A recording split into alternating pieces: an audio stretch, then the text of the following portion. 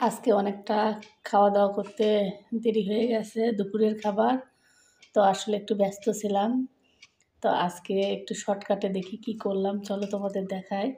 এই যে দেখো, এখানে আমি গরম গরম ভাত নিয়েছি, একদম ঝরঝরা। আর এখানে আছে হলো আমার পছন্দের এই যে ডাল ভর্তা। তারপর এখানে আছে হলো এই যে টমেটো ভর্তা। তারপরে এখানে আছে হলো আমার আর একটা পছন্দের হচ্ছে বেগুন ভাজা। বেগুন ভাজা দেখতেই পাচ্ছ। তো এতগুলো জিনিস দেখো আজকে রান্না করছি।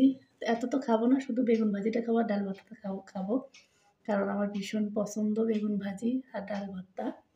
আর এখানে আছে একটু চটচটি, এই যে। তো এখন এগুলো খাবো না। তো এই ছিল, এখন খাই একটু, তোমাদের সাথে একটু শেয়ার করলাম।